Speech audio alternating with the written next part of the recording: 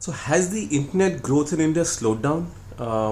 That's what the numbers seem to indicate, that we've gone from double digit growth in internet users in India or internet connections in India to now less than double digit, and it's and there's a fear that the number of internet users might actually start reducing.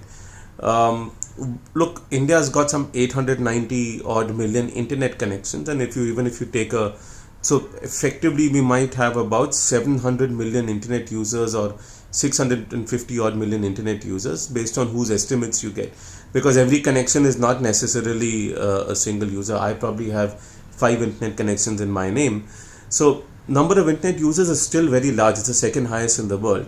So that growth is reducing. We still have the cheapest internet rates in the access rates in the world, right?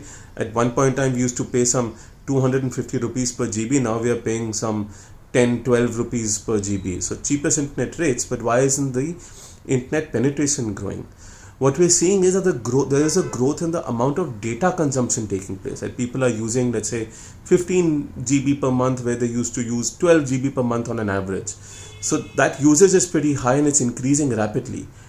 But how do you fix this growth, right? Because in urban centers, you have very deep penetration, like the probably more than 100% internet penetration in cities like Delhi, in probably cities like Mumbai and Chennai as well, also probably in Bangalore as well.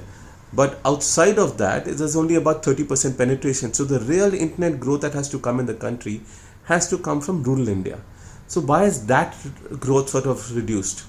One, I would say, is because we still don't have sufficient language interfaces for our devices and for our services.